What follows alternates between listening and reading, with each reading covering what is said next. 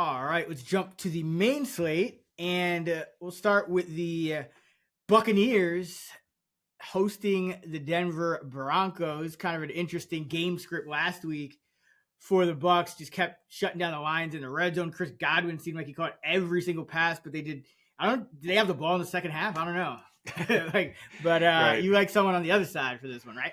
Yeah, I'm going to go with my boy Greg Dulcich here at 2,900. So he's extremely cheap at, one of the weakest positions right now. The tight end position is a mess. So like him as a cheap dart throw. He's ran a healthy 68% route run rate so far through 2 games. Last week, he actually drew 8 targets, only caught 3 of them for 16 yards. So there was potential for more there. I still like him as a talent. I think he reminds me of TJ Hawkinson. Rookie Bo Nix tends to throw underneath. So I think Dulcich is going to continue to be, one of his top targets, especially in what should be, a trailing game script where Denver's going to have to throw quite a bit. So I think Dulcich is, a decent bet to catch 4 or 5 balls. So at 2,900, I think that's a no-brainer play. I don't think he's going to be too highly owned as well. Like I said, he only caught 3 balls for 16 yards last week. So there's really no recency bias, but the underlying usage does suggest, he could have a breakout game here in the near future. Yeah. I mean, I feel like Bo Nix kind of helps, all that low efficiency throwing underneath and whatnot. It just lets you rack up attempts. And I mean, who knows if Dulcich makes it through the season, but he's healthy now. So it's time to invest in him. All right. What do we got up next? Let's see. Let's go to a much better game than I think these first two. Texans at Vikings. The Texans are 2.5 point road favorites, a total 46.5. I got to go back to Naylor again. He's still 4,400. And last week, he bumped up to a 100% route rate. Now, of course, Addison was out and Justin Jefferson got hurt. But the important thing is that, as I expected, he jumped Brandon Powell. So even if Jefferson plays, Addison returns, I think Jalen Naylor still is a top 3 wide receiver in a game, which, Houston, as much respect as I have for Brian Flores in this defense, Houston could put up a lot of points. They're always a threat. So I think this is another good spot for Jalen Naylor.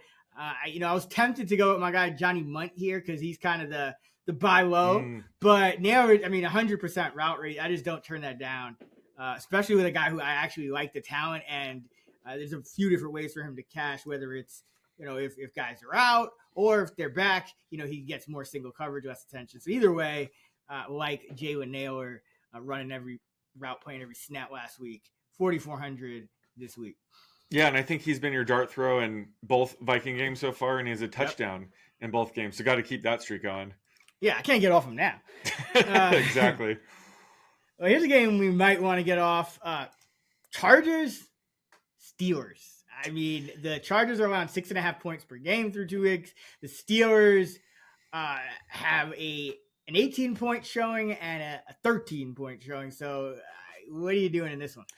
Yeah, not a game you really want to invest in. But I got another cheap tight end that, I promise this will be my last one of the week. But it's Hayden Hurst at 2,900. He's run a pretty healthy route run rate this year at 78%.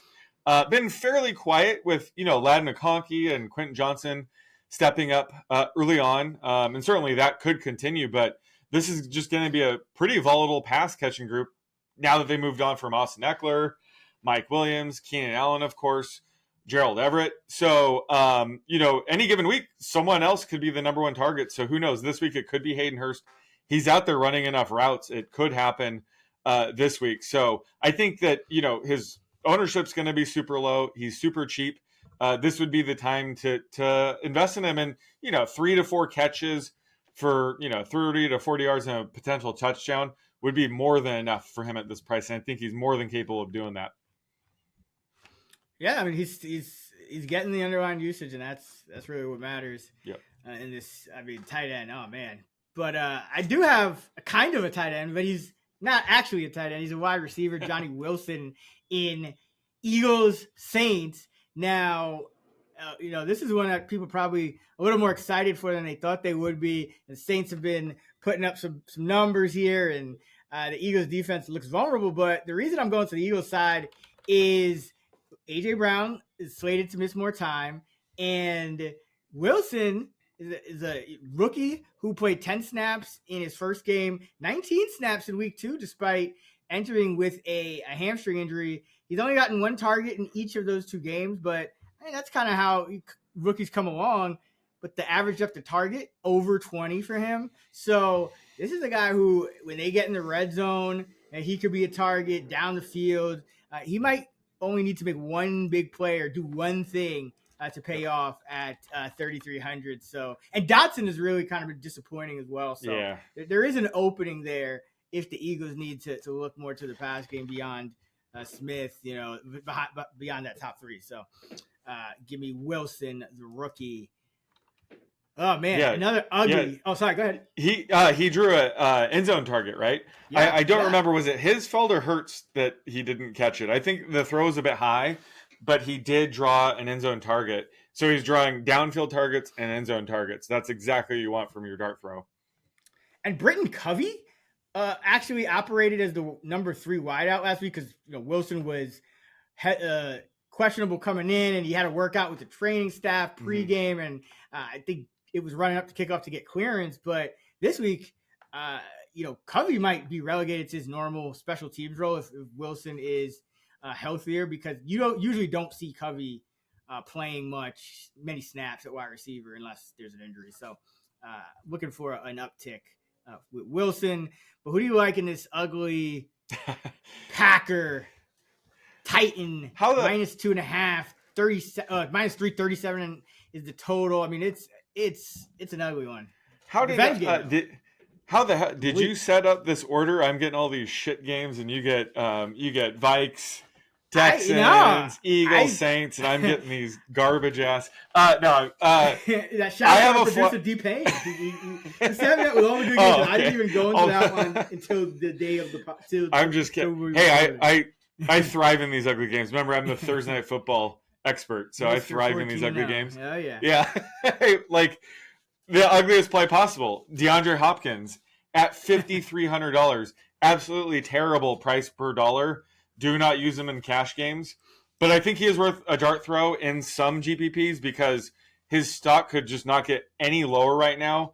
Off to a very quiet start because we thought he might actually miss the first couple of games. He had that pretty bad MCL sprain, so he hasn't been 100%. But last week he got a full week of practice in. He was actually removed off the injury report, and he saw his routes run rate double this week, up to 51%. Unfortunately, he didn't do much in that playing time, but his playing time's only going to go up. And it's DeAndre Hopkins. He's due for his 1 or 2 blow-up games and then just put up a bunch of duds the rest of the way. But I think that this is a game where, he could have, 4 catches, 60 yards, and touchdown or 2, and no one's going to have him. So I think just this is a week just to kind of spend up to be contrarian when it comes to him. Again, just sprinkle him in. Do not use him in cash. He's way too expensive. But I think this is the lowest point Hopkins will get all season. So I think he's worth a flyer in some GPPs because of that. Yeah, no, I mean, Will Levis, that was his guy. I think it was, his first or second start. He throws 4 touchdowns to Hopkins. And this is, I mean, it would be so under the radar because, like you said, it's not going to pop as a price per dollar play because Hopkins, we don't know exactly where the snap rate will end up. In the first week, it was, almost non-existent. And then last week, it was like 50-50. So does he keep bumping up or does he stay in that range? They do have guys like Burks who can play the number 4 spot. So, I like that contrarian play. I'm going to go to Giants at Browns, and I'm going to roll with Deontay Foreman. The Giants allowed both Brian Robinson Jr. and Austin Eckler to post 10 or more half PPR points last week without touchdowns. Robinson, 17 for 133 on the ground, added a 3-yard catch, and Eckler, 8 for 38 on the ground, 3 for 47 through the air. And we know Pierre Strong, who is, kind of rotating in what was a 3-back committee or is probably planning to be a 3-back committee. He's a little bit banged up now, and they did use a 3-back committee, at various points last year after Chubb went down with Kareem Hunt, Ford, and then Pierre Strong. So I think Foreman is a guy who, he saw a good workload last week, and he could end up being their number one. You kind of mentioned on another pod, he was in there early and ended up with 14 carries, including one at the right at the goal line, which he unfortunately didn't convert and almost fumbled. But I do think there's some upside here. And we've seen Foreman kind of pop at random times in his career. He's talking about come out of nowhere. He'll pop for like 100-yard game or two and then just go back to the RB3 slot. So good time to back Foreman with the Cleveland Browns home favorites against this Giants team that's just struggling on both sides of the ball. All right, we got the Bears coming off the short week, going to Indianapolis, coming off a disappointing showing against other former division foe, Malik Willis. Now there's another spot where you don't quite know what you're going to get from the quarterbacks. Two very talented guys, but it's been up and down for Anthony Richardson. It's been up and down for Caleb Williams. What do you like in this one? Yeah, I mean, for dart throws, you could try to figure out which Colt will get the lone accurate 50-yard ball downfield from Richardson. Good luck trying to predict that, especially with Josh Downs returning. It's going to be. Well, yeah, it's always going to be Alec Pierce, isn't it? It's never going to be Mitchell. Damn it. So yeah, you can go with Alec Pierce here, or you could try to invest in this shitty Bears backfield right now. Yeah, I was deciding you could either go DeAndre Swift or Khalil Herbert. I'm going to go the ultra contrarian route and go Khalil Herbert at 5K because, this entire Bears offense has struggled, including DeAndre Swift. So there's a few talented backups behind him that could overtake him at any given point. I think Herbert would be next up. So we could see Herbert start to get more work and, go with more of a hot hand approach here. Plus, Herbert converted on his goal line attempt for a touchdown on Sunday Night Football against the Texans. So that just increases the chances that if they do get another goal line rush attempt here, it would most likely go to Herbert. So I think he has some sneaky touchdown upside here. And again, there's a non-zero chance that he could just leapfrog Swift and overtake him here as a lead back. So I think he's worth just a dart throw and a very big GPP. He's going to be very low owned, but this is a volatile situation where anything can happen. So in these situations, I think it makes sense to kind of take a flyer on a backup running back like Khalil Herbert. Yeah, what a weird situation in that Bears backfield. You had Swift where you get like 12 carries for 14 yards. Yeah. You had Roschon Johnson as a scratch week 1, and Velus Jones was operating as a running back. Then Johnson isn't active but doesn't get a carry. Travis Homer's playing ahead of all of them somehow. It's just a weird Bears backfield. But yeah, Herbert has shown well in the past. I remember that one. Didn't you hit his prop? It was either the first play of the game or the last play of the game. It was his first. It was his first rush attempt. Yeah, when we knew exactly the rotation. It was Dave Montgomery to get the first 2 drives, and then Herbert would get the third, and they would rotate from there on out. But yeah, Herbert, like you said, he's shown some pop. I think he has 11 total yards on the season, so he also has it. This is really the entire offense is a problem. The offensive line's a problem. But they're not going to bench Caleb Williams, so they could make Swift be the first scapegoat. In my guess, so yeah, it's a volatile situation. I would not be using a ton of Herbert, but if you want to go contrarian, I think you could certainly do worse than him. All right, the next game up is the Miami Dolphins without Tua Tagovailoa. With the concussion, looks like he's going on IR. They go to Seattle to face the Seahawks, who are 2-0. And I'm going to roll with a couple of tight ends in this one. Noah Fant on the Seahawks side. And he's really been quiet for these last few years. It does have some talent, but with with Metcalf going off and Smith and Jigba and then Lockett the week before, and with Walker, who's out, I think the only guy really that still hasn't made noise is Noah Fant. And he's getting the underlying usage. His route rate's around 75%.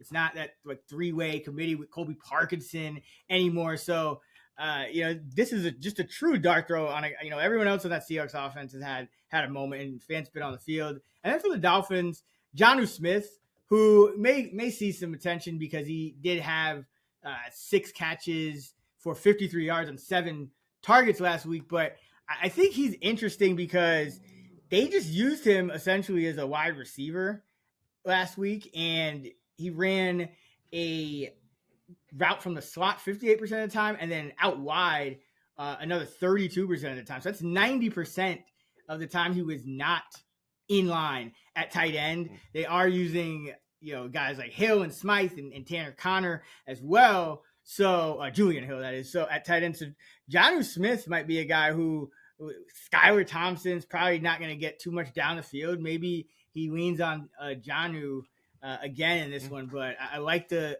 usage and 0 pass blocks for Jonnu Smith. Nice. In that game against Buffalo. 31 pass snaps, 31 routes run. That's what you like to see out of a tight end.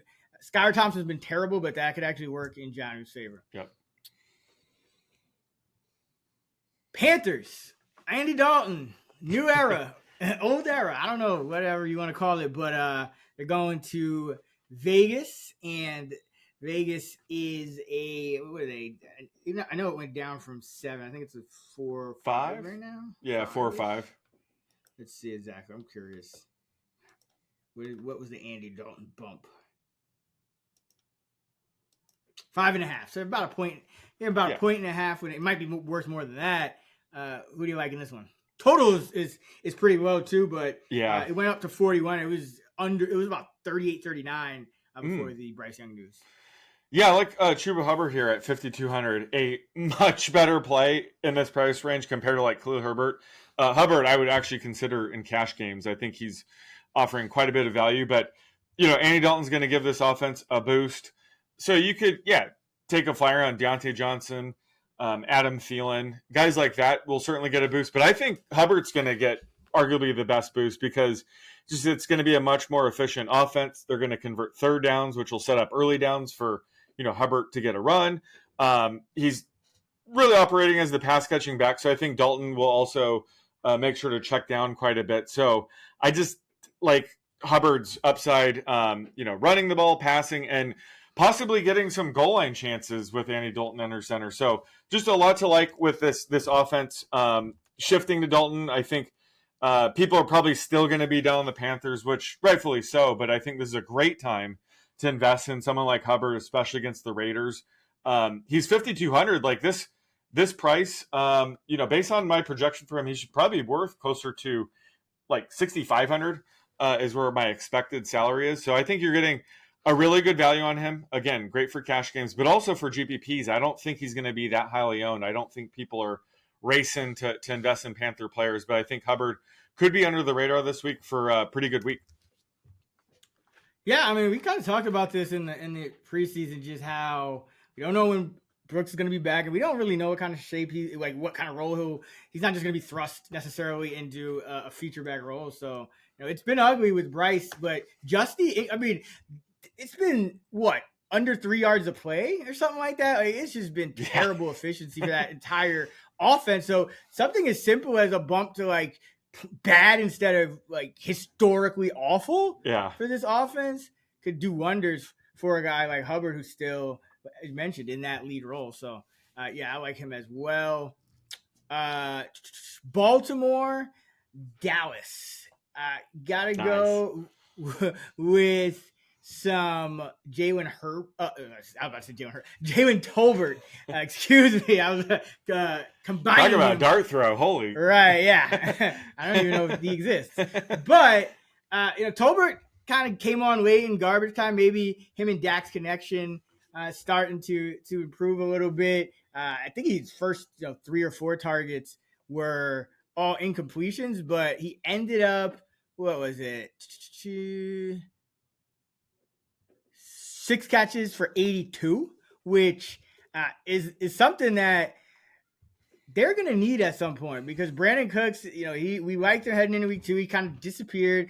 he's going to be inconsistent. The tight end's still banged up. So this Cowboys offense was humming the most when it had Lamb, and then it had, other guys like Cooper and Gallup before the injury.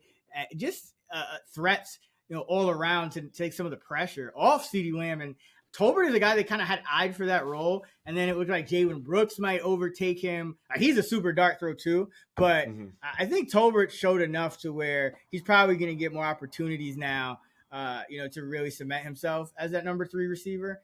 Before this, I was kind of leaning toward Brooks, potentially overtaking him sooner than later, but he looked decent late in that game, and this is a game now against Baltimore where it could be a pass game script for the Cowboys. And it's kind of always a pass game script for the Cowboys because you don't have even Tony Pollard anymore. Your running backs are Ezekiel Elliott and Rico Dowdle. So, you just paid Dak.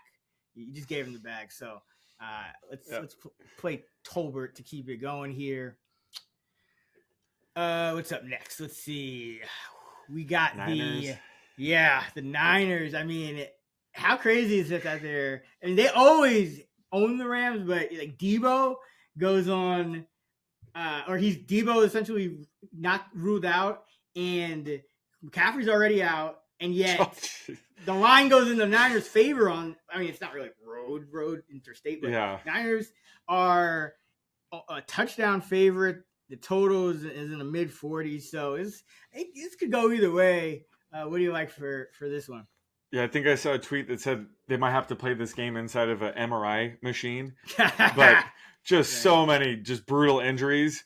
I think it goes without saying Jordan Whittington at 4,200. I know you love him. I like him as well. If there ever a time to take him, it's this week before the eruption game. You got to take him. So he's worth a flyer this week. Normally I reserve this for showdown slates, but I think this is the first time ever I'm giving it a fullback as a dart throw on a main slate, because I am telling you to drink the juice with me. Kyle Juszczyk at 4K. Granted, he's still just a dice roll for big GPPs. You're trying to really differentiate your lineup, but he's essentially filling in as, a pass catching back for McCaffrey out and now Debo out. Could even earn him even more targets. He saw 5 targets last game. Could even see him get his annual touchdown in this game, which will really give him, GPP winning score at just 4K. So, like I said, if there were ever a week to drink the juice, it's this one. I'm projecting him over 2 receptions. I don't think I've ever done that.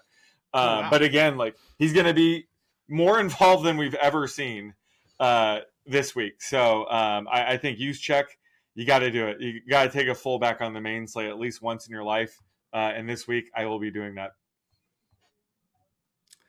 Oh man, I actually thought you were gonna go with Garendo. I know you liked him a little bit in the preseason. And, at some point, Mason's getting such a heavy workload that talk about being ahead of it. But I think Whittington, he's I mean, there's a lot of options actually. You got Corum, Juwan Jennings. If there were ever a game to take Juwan Jennings, this is it too. Where's my guy Jacob Cowan? Isn't he usually on the kick return team? Him and Garendo. Yeah. Make them play offense this game. Come on, Kyle. Yeah, who's someone's gonna take some of these, Jennings is gonna step up. Who's gonna take the Debo snaps? Is it Ronnie Bell? Is it Cowing? It can't be. Looks Chris Conley. It's Bell for now. Just but they also Conley as a run blocker. I know they but if they need a guy to run route, but right now it's gonna be Juszczyk, just more fullback 2-1 personnel. Exactly. And I think Eric Saubert played more as well, the backup tight end, because they don't usually go 2 tight ends because they were so loaded at running back and wide receiver, but you can see more. Yeah. So it's all over the place. This is dart throw heaven. This game's dart throw heaven. It might be heaven for points in Cardinals Lions, or it might not, because I was on a really high under total and it went under easily last week with the Lions going 1 for 7, I think it was, in the red zone. So you never know, but they are going to Arizona, 51.5 the total.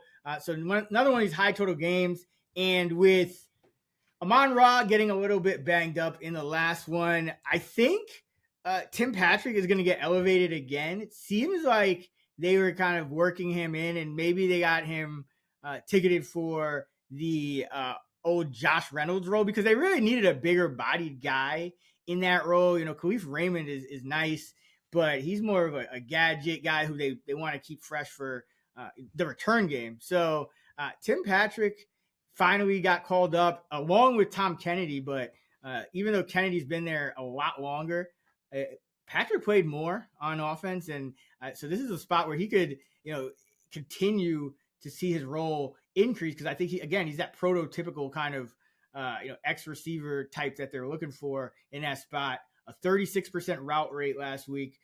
Raymond was down to 41%, and Kennedy was at 9%. So Patrick could jump up, into that 50%, 60% range, and he has been a productive player in the past. And I think everyone's going to kind of look at, J-Mo and Jameson Williams. There's so many options. Montgomery, Gibb. I mean, like if Patrick's active, no one's really going to think about him because you want all these studs. But he's kind of that other guy, similar to how Reynolds would pop every once in a while, who could be that fifth guy piece of that offense. So like Patrick, just make sure that he's going to be active. Monitor that because I believe it's a 4. What is it? A 4 Eastern of 8. Yeah, 4 p.m. Eastern start. Yeah, so. Okay. Yeah, you're gonna have to just kind of monitor the news there, or use them on weight slates or whatnot, or switch them out.